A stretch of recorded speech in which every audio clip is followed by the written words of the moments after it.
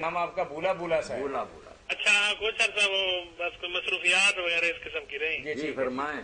तो अच्छा ये एक सवाल है कि ये वाकया भाई बयान किए थे, उलमा बयान करते हैं भाई एक दफा भाई साहब रसूलुल्लाह सल्लल्लाहु अलैहि वसल्लम के पास आए कि भाई हजरत बिलाल अजान सही नहीं देते क्योंकि वो जबान में लुकनत थी। अच्छा। और भाई आज सुबह जो है किसी वो सीन और शीन का चक्कर वो जो बताते हैं कुछ खुतबा।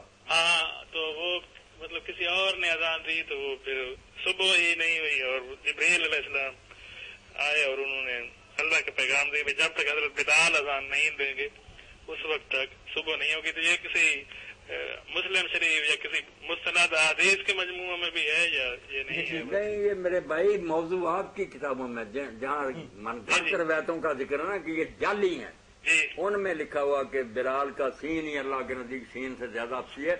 ये सब अल्लामा सखावी वगैरह बता गए कि ये जाली है, कोई किस्सा ऐसा नहीं हुआ। ना बिलाल की जुबान में लुकनत थी, वो बड़े फसीह थे, उम्दा जुबान थी उनकी, कोई नहीं उनकी जुबान में कुछ था। ये इन लोगों ने खुद ही सारी चीजें गढ़ी। मतलब ये लुकनत वाली बात भी गलत नहीं, लुकनत वाली बात भी गलत है। ये देना चाहने वाली बात जा रही, लुकनत की बात भी गलत। कोई उनकी जुबान में लुकनत नहीं थी, ना कोई ऐसी कहानी है, सब गलत बात। नहीं मौलाना, अब जिसकी आवाज बिल्कुल बेसुरी सी है ना, मादरत के साथ मैं कहता हूँ, वो फौरन ये बात कहता है कि चूंकि हजरत बिलाल भी ऐसे ही थे, क्योंकि उनका जज्बा सादिका था, इसलिए अल्लाह ताला ने उनको ये मर्तबा और मुकाम दिया हुआ था। मेरा भी यही मर्तबा और मुकाम होने वाला है।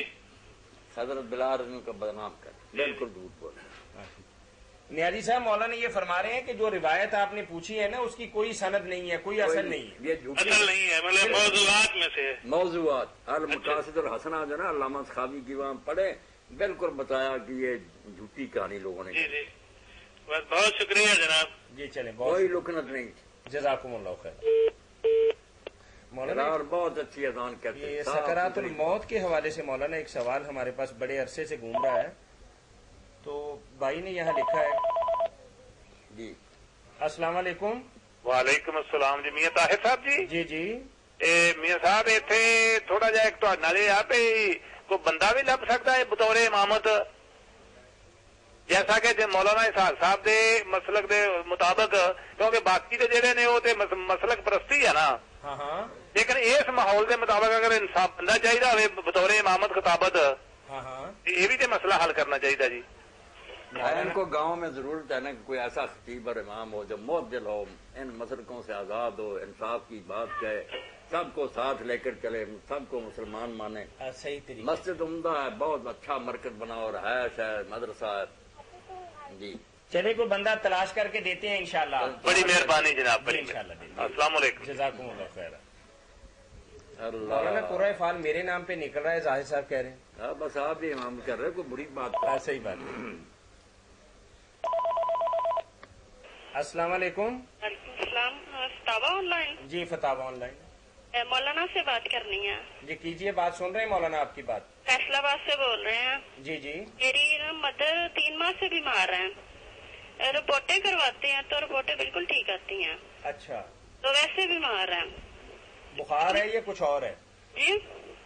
आप ऐसा करें कि इसी नंबर पे जुमेरात के दिन कॉल करके, सारा दिन मौलाना के लिए ये नंबर वक्फ होता है। अच्छा। जुमेरात के दिन सुबह 9 बजे से लेकर शाम 4 बजे तक। जी जी। आप रूहानी मसला है ना, आपका कोई वजीफा पूछना चाह रहे हैं कि अल्लाह ताला करम नवाजी फरमा दें, आप इस नंबर पे कॉल करके मौलाना से रहनुमाई ले लें। Thank you. जुमेरात के दिन। जी जी बिल्कुल ठीक। अल्लाह खैर करे, मेहरबानी। मौलाना सकरातुल मौत के हवाले से भाई ने एक सवाल भेजा है कि मौत की बेहोशियां और उसकी सख्तियां सिर्फ कुफार के साथ मुख्तस हैं या मुसलमानों पर भी ये मसाइल और मुश्किलात आएंगे, और फिर किस तरीके से पता चलेगा कि ये अल्लाह ताला के अजाब की शक्ल के अंदर हैं या सबके साथ बराबरी का सलूक किया जा रहा है? यहाँ कोई नहीं फैसला कर सकता, ये सारी चीजें मौत के बाद ही पता चलेगा अगली दुनिया में कि कौन मोमिन था और कौन काफिर था, कौन नेक है कौन बद। यहाँ सारी ये सूरतें जो है ना, सख्तियाँ पेश आनी, मुसीबतें परेशानियाँ, ये नेकों को भी पेश आती हैं, बदों को भी पेश आती हैं। यहाँ मसला हल होने की कोई बात नहीं। ये दुनिया मुशाबहात की दुनिया, यहाँ लोग मुगालते में फंसे रहें, कहीं बदमाश ऐश करेंगे, कहीं नेक तंग होंगे।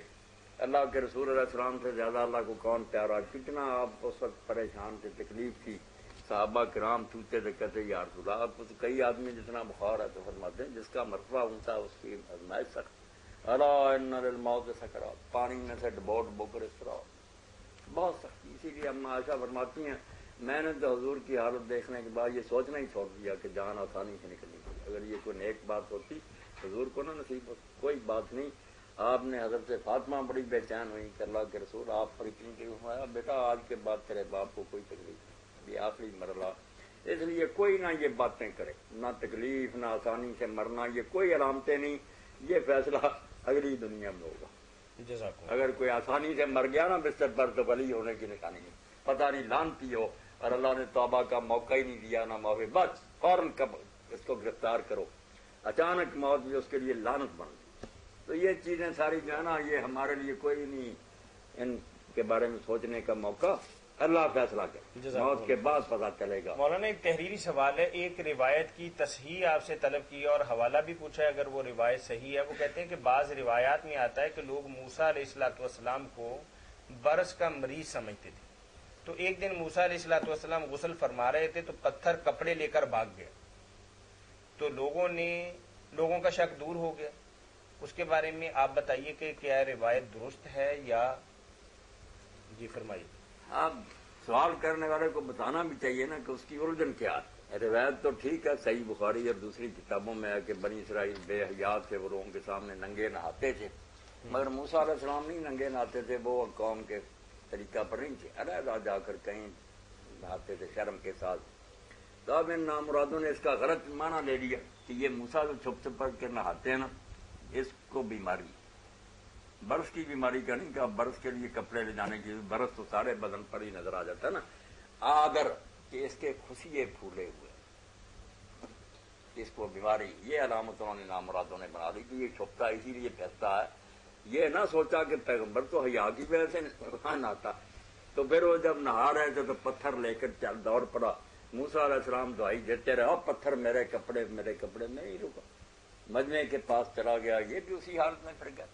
ان لوگوں نے دیکھ لیا کہ ویسی کوئی بات نہیں، مگر آپ نے غصے سے 7 8 لاٹیاں ماری اس کو رنجش سے کہ کیوں تو میرا یہ لباس لے کر آئے. اب اس پر سوال جو ہے وہ کرنا چاہیے. یہ پریشان ہوتے کہ پیغمبر ننگا ہوا. ایک بات کلیئر کر لیتے، یہ روایت بالکل درست ہے کہ پتھر بھاگا تھا لے گا. اب پیغمبر جان بوجھ کر تو ننگا نہیں ہوا. یہ دیکھ رہے ہیں کہ جو مریض ہوتا ہے وہ عورتیں تک ڈاکٹروں کے سامنے ننگی ہو جاتی علاج کی خاطر. تو یہاں پیغمبر کے بارے میں جو انہوں نے بدماشوں نے یہ پھیلا دی بات ہے تو عوام کو گمراہ کریں، یہ نبی ہو سکتا ہے جس کو یہ بیماری. تو یہ ڈاکٹروں کے علاج سے بھی زیادہ ضروری تھا کہ یہ مسئلہ حل کیا جاتا، ورنہ عام پبلک جو تھی وہ غلط فہمی میں رہتی کہ موسیٰ یار اللہ کا پیغمبر کیسے ہو سکتا ہے، اس کو تو یہ بیماری. اس ضرورت کے لیے نا یہ ہوا.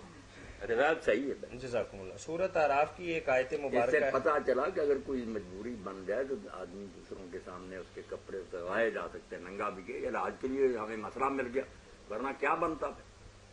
سوچتے رہتے پردہ پردہ پردہ. تو یہ علاج ہے. بے شک عورتیں مرد کپڑے اتارنے پڑے. جی جزاکم اللہ. سورۃ اعراف کی ایک آیت نمبر 207 کے حوالے سے اس کے ترجمے میں ایک اشکال ہے، بھائی کو اس کا پوچھا ہے اور ترجمہ انہوں نے لکھا ہے، اور جب شیطان ان کو چھوتا ہے تو اللہ کی پناہ پکڑتے ہیں اور وہ دیکھنے لگ جاتے ہیں. اور بھائی کا سوال یہ ہے کہ وہ کیا دیکھنے لگ جاتے ہیں، ذرا وضاحت فرمائیں. اب بھائی نے فیضا مبصرون وہاں ترجمہ پڑھنا نا کہ وہ دیکھنے لگ جاتے ہیں، تو دیکھنے سے ان کا جو دھیان ہے وہ بصارت کی طرف چلا گیا نا کہ جو ان آنکھوں سے دیکھتے ہیں. اس لیے وہ کہتے ہیں نا کیا دیکھتے ہیں، حالانکہ یہ بصیرت سے کہ ان کی ہوش ٹھکانے آ جاتی ہے، وہ چوکنے ہو جاتے ہیں کہ یہ ابلیس ہمیں دھوکہ دینے لگا تھا. اس لیے جب شیطان انہیں کوئی دھوکہ دینے لگتا ہے یا کوئی شیطانی افساٹ ہوتی ہے تو اللہ کہتا فوراً میرا دھیان انہیں آ جاتا کہ ہم نے خدا کے سامنے نہیں جانا. فیضا مبصرون، تو جو پردے ڈال رہا تھا شیطان آنکھوں کے آگے ہوش ٹھکانے آ جاتا. ہاں وہ بالکل ہوش ٹھکانا. یہ ترجمہ کرنا چاہیے کہ وہ